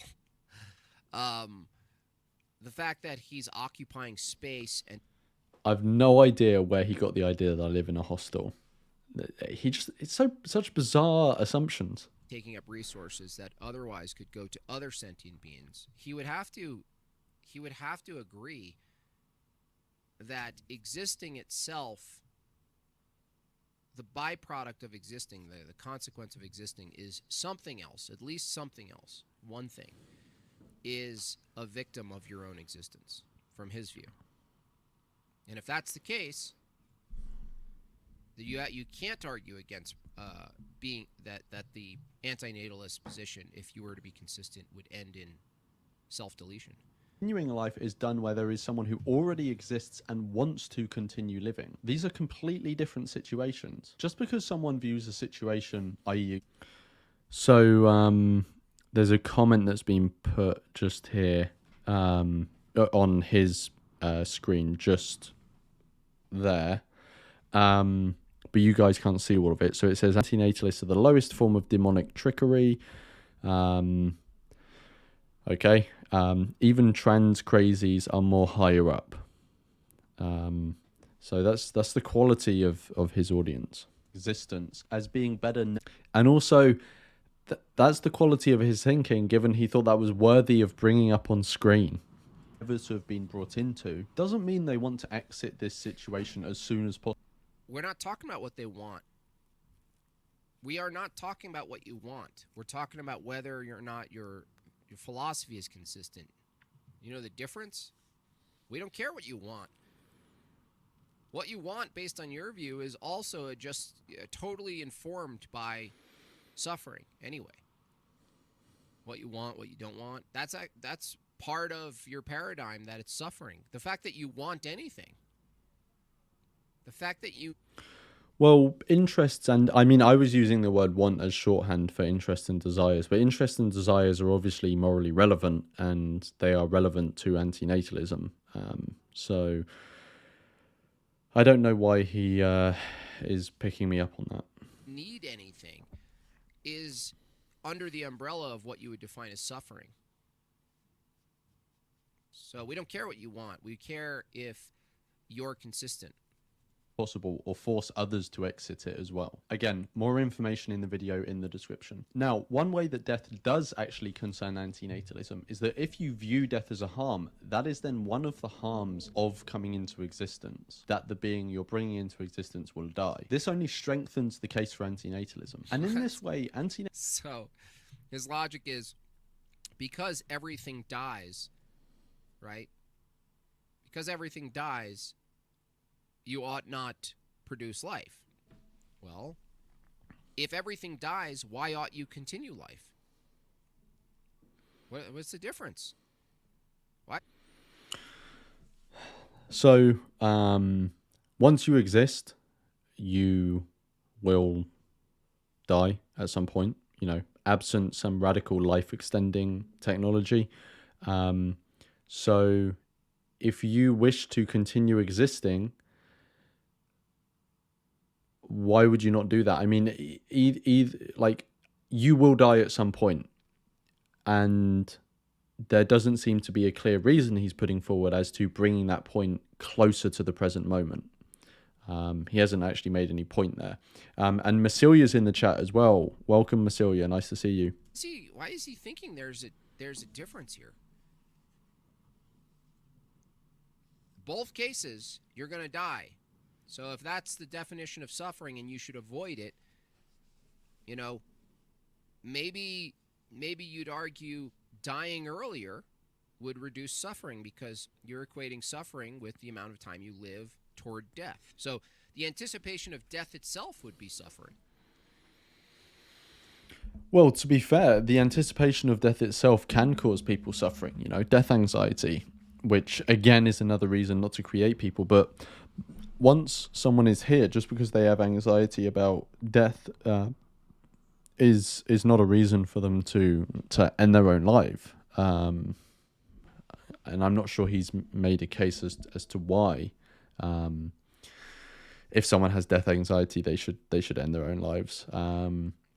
They're in existence. There are many things that they can enjoy if they're able to get over their death anxiety. They have relationships they have built and goals they want to pursue, projects they want to complete. Just because you have some death anxiety in your life does not mean that should be the sole thing you focus on and the defining thing that makes you decide, oh, I'll have to end it now. I'm not sure why he thinks that. Because he's saying death bad, right? Anticipation of death is suffering from his view. So, again, it's not an argument. It's not in your favor. It's in favor of the person trying to keep you consistent with the action called self-deletion would be consistent with your view if you were to be consistent. This guy's brain has brain rot. Antinatalism is closer to being anti-death than pro-death because you can't have death without birth. Number 4, antinatalism. Wow. Again, so to reduce death, produce death. Okay? Okay? So what's the likelihood that this guy supports abortion up to 9 months? Why does he keep making these assumptions? I don't understand. And I'm not sure exactly what he just did. Did he say to reduce death, you have to produce death? Because obviously I'm not advocating for any production of death. So I'm not quite sure what he means there, but I might have misheard him. I don't want to die, so don't live at all? What?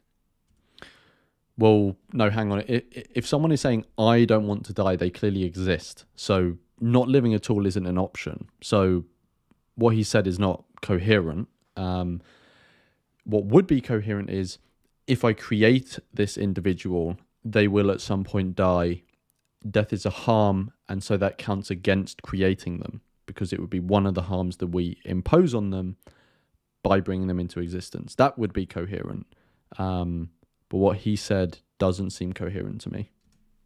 So antinatalists are against death, but you have to have a life to be against death. But his brain rot thinks it doesn't cut both ways. That his stupid logic doesn't cut both ways. He's like, well, I'm anti-death because death requires life. Well, to be anti-death, that requires life too, you dummy.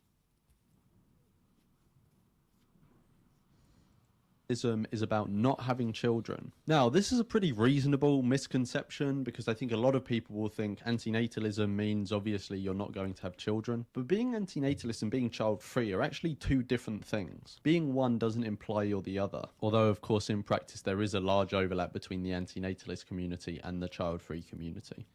Right. And that community is made up of what? I don't know. Humans that were born... How you gonna maintain the community and the movement, dummy? Now, what's your projection with numbers? You know, do you agree? Should people be antinatalists? Yes or no? He would say yes. Now, forget the meta ethics of why. You could skip that. Okay. people should be antinatalists. So spread the word, right? Yeah, spread the word. Okay. So in your view, you're probably the minority, probably much smaller. So nothing he's saying really seems to have much substance. So what I'm going to do is put it to 1.5. Hopefully that's still intelligible to people. Just to see if we're going to get any more substance from him. But I've seen that there's about, so he finishes reacting to mine at 53, so there's about 15 minutes left. Than vegans, which make up like 1% of all humans. I would say antinatalists, in any sense of the word, make up 0.0000000000001% of everybody. However, because that's the case, I mean, obviously we're a very small minority. I wouldn't say it's that small though. I'm not actually sure how many people there would that would count. That would be, but I don't think we're that small. It would be in this guy's interest that if he wanted people to share his philosophy, it would be reasonable to say it'll take a couple generations. So in the short term, he does need kids if he wants to spread the word of antinatalism. Now, for antinatalists to truly win, they just wouldn't exist, right? They just wouldn't exist. Humans wouldn't exist, animals wouldn't exist. So why don't we just skip it all? Again, I've done a video on this. So that's not actually true, and this is something that I got into discussion with Tejas in my discussion with him on whether we should discuss the red button, which was an ironic video. And yeah, so what he's saying is for antinatalism to be realized, there would be no humans, there would be no antinatalists, which is actually not true. So if we're talking about just logically, obviously it's not true because if antinatalism were realized, that would simply mean a cessation of moral agents bringing new sentient beings into existence, right? So that would be no new humans coming into existence and no new non-human animals that humans breed coming into existence. Now, on a logical level, obviously that doesn't mean that there is no more animals, no more humans, because the ones who are in existence are still in existence.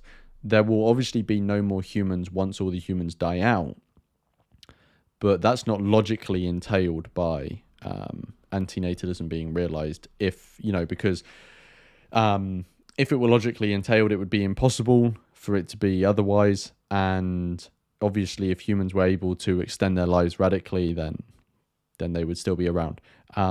But it's also even not practical. But okay, practically, because humans do die, obviously it will result in there not being any more humans. But even if antinatalism is fully realized, that wouldn't mean there wouldn't be any more animals, because antinatalism is simply about the moral judgment that it's wrong to bring sentient beings into existence, and therefore we shouldn't be doing that. There's a negative duty to not bring sentient beings into existence. But obviously, wild animals still would be bringing each other into existence, which you can view as bad. I don't think you can morally judge them because obviously they're moral agents. You can view it as bad, but it's not part of antinatalism to intervene and stop that. Someone may think it is good to intervene and stop that. I actually think it is good to intervene in nature, but that's a separate belief from antinatalism. So he's just wrong on this. If antinatalism were realized, there would still be, even on a practical level, there would still be animals in existence, because the suffering of wild animals and intervening to help them is an important thing, but it's outside of the realm of antinatalism. So he's just wrong on that one. Now, if there is a philosophy that the wrong person with a couple screws loose could adopt to justify some very horrific anti-life sentiments and actions, it would probably be this one. There's no way around the misanthropic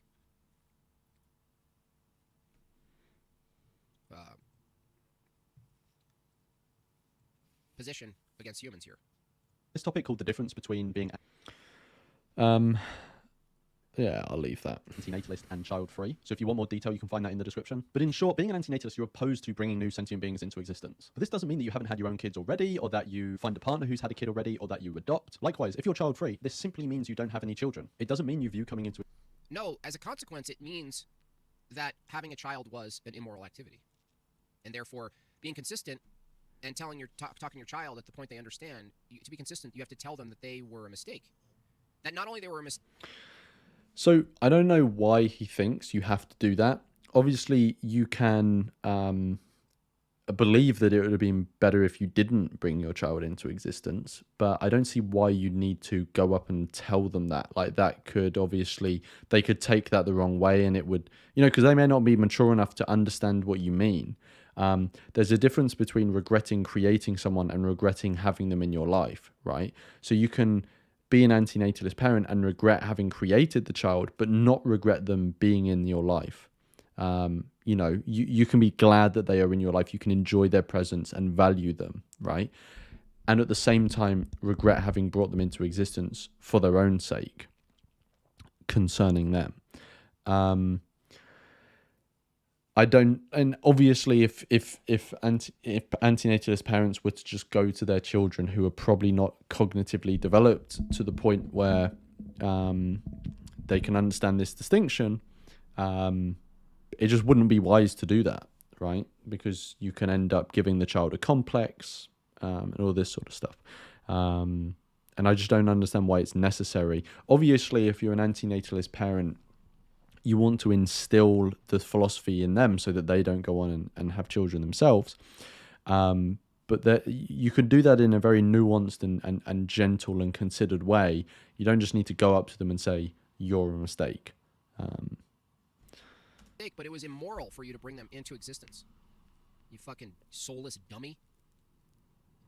You mindless pond scum. To existence as a whole.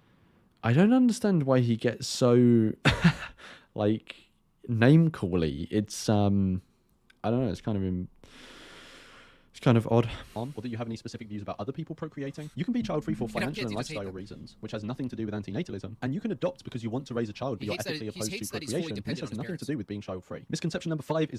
Again, I don't know why he's making the assumption that I'm fully dependent on anyone else. That antinatalism is authoritarian. And there's a recent brand of this, which is that antinatalism is part of a World Economic Forum depopulation agenda. You can see this recent form of the misconception from the likes of Awaken with JP and Paul Joseph Watson. I've done reaction videos to both of them. So this comment that he's just popped up, maybe you can't see it because the play button and stuff is inside, but it says it's just serial killer psychopathy intellectualized. How? Antinatalism is... If antinatalism was realized, there would be no more serial killer psychopaths, right? Like, antinatalism is about not creating people, not to specifically avoid them being a victim of serial killers, but that is one of the things, obviously, that we want to avoid. It's not obviously just focused on that one thing, but this is the whole point of antinatalism. We don't want to create people because there are harms in existing. And one of them could be for that potential person being the victim of a serial killer. I don't understand what his audience are on this topic, so you can find those in the description. But anyway, antinatalism and authoritarianism. Antinatalism is simply the view that it is a harm to come into existence, and as a result, it is unethical to create new sentient beings. And why is it ethical to remain here then? Why is it ethical to remain here then? If it's unethical to bring people into existence, why is it ethical to keep people in existence, please? You couldn't tell me that. That's why these antinatalists probably never debate. They would get eaten alive. No. This doesn't imply any form of authoritarianism. Of course, I understand why people's minds go here because there is a history of governments and other groups using authoritarian means to put in place some form of population control, but these instances had nothing to do with antinatalist philosophy. And of course, you'll find some people on Reddit too. I believe, isn't the term Malthusianism? To say that they're completely inconsistent or incompatible or unrelated is just a lie. Population control, from even a utilitarian view, you wouldn't need to take strictly a antinatalist approach, but you would be practicing antinatalism, even if you didn't fully grasp the philosophy. You're just trying to pretend that that antinatalism is some sort of better thought out philosophy than just top-down, New World Order approach to depopulation and population control. They're arguing from the same model. The particulars aren't the same, but the model is harm, reduce harm, what we define harm as. More people equals harm. Overpopulation, harm, right? Starving, harm. Not fair, harm. Climate change, harm. You're trying to minimize suffering. It's a harm principle. Now, to be fair, the New World Order, the World Economic Forum, They have a more coherent philosophical model than you. You have a pile of shit. This guy is embarrassing himself. You've got nothing. You're advocating for authoritarian antinatalist measures, but this is distinct from the philosophy. Just because you're opposed to something doesn't mean you want to achieve a cessation of it by authority. It's just a simple question. If this guy...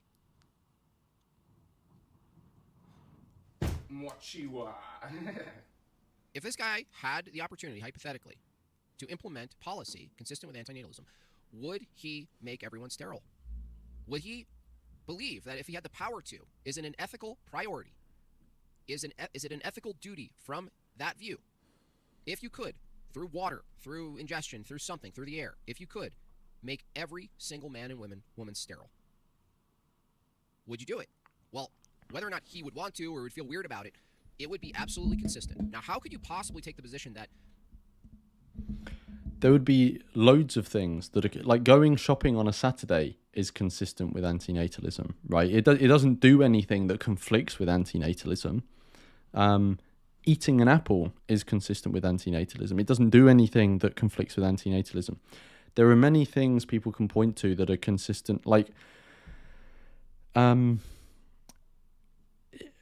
was the example he used? Forced sterilization. Like forced sterilization, someone could argue is consistent with poverty reduction, but it's not something that is entailed by poverty reduction, and it may be something that conflicts with other values that the individual holds, right? So like antinatalists will care about bodily autonomy as well. Like I care about bodily autonomy, right? Those are two values I hold. I see procreation as a negative. I view bodily autonomy as important. So I'm not going to pursue violating people's bodily autonomy to realize what I think would be a good to realize non-reproduction, right? He just hasn't shown why antinatalism entails forced sterilization, because it doesn't, and he wouldn't be able to. Currently, we're talking about taking actions or the absence of actions of procreation, as opposed to he's trying to make a distinction between stopping the procreation from happening where we are versus eliminating all human beings. Now, he already has a problem with that because those have no meaningful distinction from his view. All of it avoids suffering from his view. Existing is the evil. It's actually not having kids, right? This is the big, obviously, if you guys don't see the multifaceted flaw in this gibberish. The flaw is he also keeps talking about how he just keeps assuming that the reason I'm antinatalist is because I want to reduce suffering. But that's not the fundamental point. Like, not creating someone doesn't reduce suffering, just like it just refrains from imposing suffering on someone else, right? Just like if I don't bully another kid at school, I haven't reduced suffering. I just haven't imposed suffering on someone else. There's a difference there. And then he takes this assumption about reducing suffering and says, well, if you want to avoid this act to reduce suffering, which isn't the point, but he's confused it. If you want to reduce suffering with this act, then you must be okay with all other acts that reduce suffering, completely ignoring any other values that the individual may hold. Thinks that having the kid is the immoral act. When you exactly, and Louis gives an example in the chat. Eating broccoli is compatible with veganism, but it's not entailed by veganism. There is nowhere in veganism that demands someone eat broccoli, but it's consistent with it. Ask about why is that the case? He's going to point to existence. Well, then existence is the sin. Existence is the transgression. Because you go, why is bringing kids into the world wrong, but existing isn't wrong? He couldn't tell you, because however he describes what's wrong about having kids would be referencing existence. It would always point to existence. This is their trick, is that they think there's some distinction from their view about not having kids versus just existing. No, the reasoning you don't want kids or you think it's immoral is because you're referencing the current existence that they're coming into. So, in other words, if the existence was different and somehow aligned with your view of what's the absence of suffering, it would be fine to bring kids into the world. So obviously bringing kids into the world is an action, but you're judging the action based on some consequential view about your description of the world. And you can tell by the freeze frame that I'm right here. So, why would it be unethical, from your view, to actively use sterilization methods? It would be an imperative. Yep, as Cami says in the chat, harm prevention is not the same as harm reduction. Authoritarian means. And it doesn't mean that you would impose authoritarian measures even if you had the power to do so. In fact, the most prominent... Yeah, just saying that doesn't mean you're consistent. Why not, though? Contemporary philosopher on antinatalism, who I've mentioned before, David Benatar, devotes a whole section in his book, Better Never to Have Been, on distinguishing antinatalism from authoritarian legal policies. I have shown that a legal right to procreative freedom is well justified in our actual world where... A legal right? Excuse me? How is it you're going to make an ethical position and say... Again, just look at the approach this guy is taking, right? He's not saying... Oh, so this guy is saying that you can have a legal right to reproductive freedom, even whilst, and you can support that even while saying that procreation is morally wrong. He doesn't.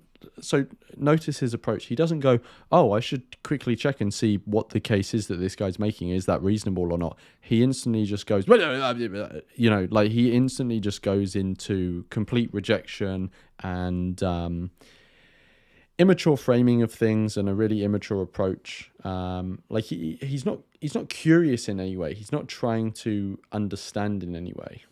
It's immoral to procreate, but also give people the right to do it without consequences. That's like saying you have the legal right, you have the right to murder someone. We're talking about what... Also, I'm not sure Benatar anywhere said that it's without consequences. Whether or not there's consequences from a legal position. All you're saying is, look at this point, look at this section, we're inconsistent, and you think it's a win. No, it's not a win. Anyone who's doing an internal critique of your stupid philosophy is going to point out how it's... Already Vegan is in the chat. Welcome to the chat. I'm pretty sure this is the first time I've seen you in this chat, but maybe I've already said hello to you. Consistent. You think it's a win to go, oh, you think you're pointing out the consequences of my view. Well, it turns out we're inconsistent. Yeah, that's not a win, dummy. It's not a win. But the alternative involves appalling state invasions of privacy and bodily intrusions. Privacy matters now. Okay. So privacy But why wouldn't privacy matter? matters and rights matter, right? Which are all things you're arguing are good. Are a good to protect, preserve the good, which are byproducts of what? Existing. Instincts are troubled by the case of society where all or almost all procreation could be prevented without such costs by involuntary and imperceptible contraception. And he adds a footnote which says, I also have strong instincts that allowing people to cause suffering is wrong. These You mean existing? How does he contradict himself and not see the problem in this? You have a strong instinct that allows people to suffer is wrong, right? No, so obviously when Benatar here is saying he has an it's that allowing people to cause suffering is wrong, what he means there is allowing people to create other people. Which is imposing suffering on them, obviously.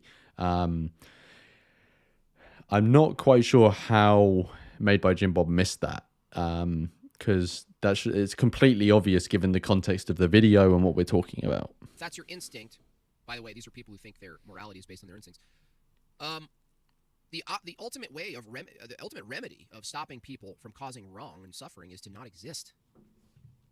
Things pull in the opposite direction. Being authoritarian is a separate belief or tendency added on top of one's opposition to something. Just because someone may be opposed to the existence of extreme poverty, for example, doesn't mean that they want to achieve eradicating extreme poverty by authoritarian means. These are simply separate things. Someone may be one or the other. Well, no, they're consequences. It's what you want to do is irrelevant, dummy.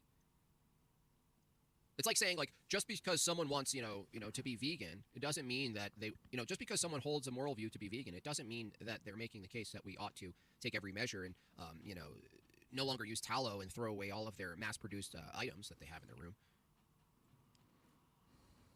We're not asking what you want, dude. All you're saying is your activity, your actions are inconsistent, and you're just, like, justifying by saying, oh, well, I don't want to. Or they may be both, but one isn't necessarily linked to the other. It is. It's called a logical consequence of one's ethical position. What you want would be irrelevant to whether or not it's good according to your system, dude. You understand? We don't care what you want. From a Christian view, what we want or what we have the instinct or desire to do is irrelevant to whether or not that action is immoral under our system that we ought not do it. And if there is an ought, there's an authority. And if there's an authority, there's force. So you can't escape authoritarianism to some level if you're arguing oughts regarding behavior. So those are 5 misconceptions that I see people... By the way, he preserves rights and privacy. Those are byproducts of some authoritarianism, like even at some level.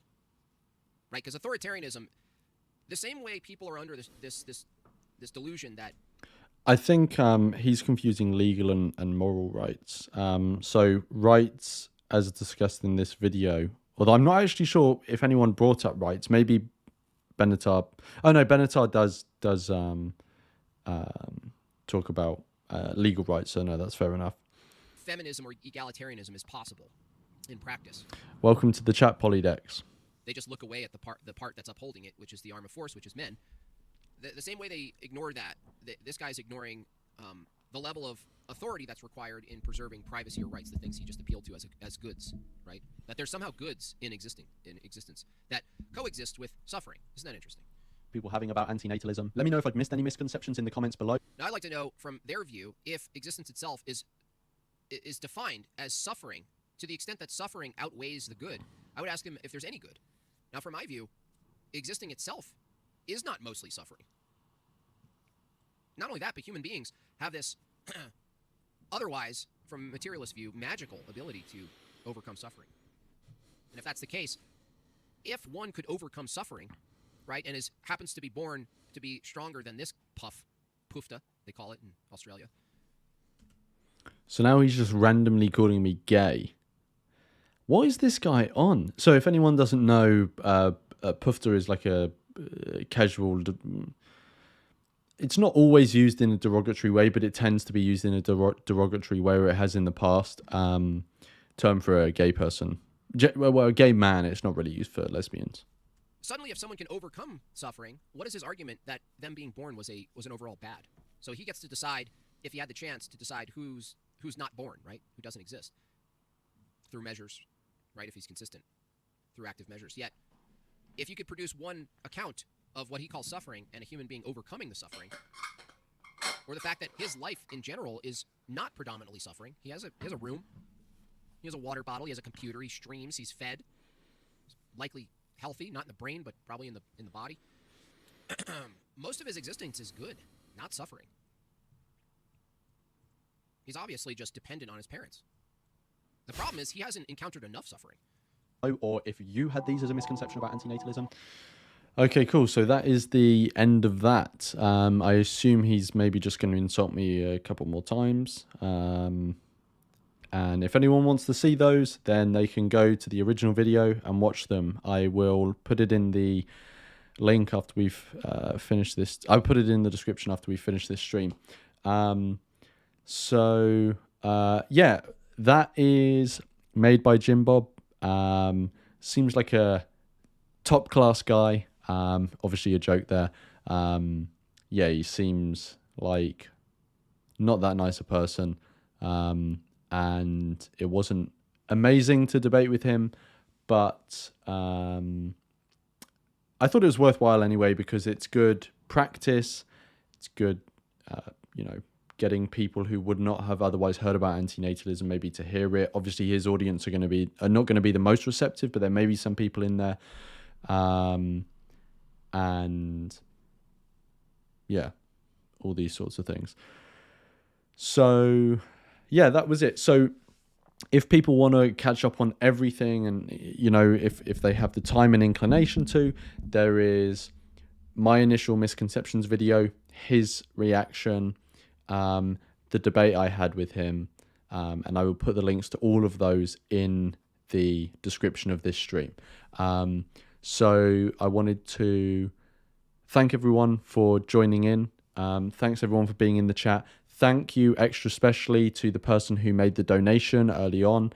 Thank you so much for that. Thanks everyone for engaging in the chat and coming to the stream. Thank you for waiting as well, because I was half an hour late, because we had an antinatalist meetup in London today, which was great. We all went to the pub and had discussions and all of that sort of stuff. And I think that is everything. So thank you everyone for coming, and I will see you all in the next one.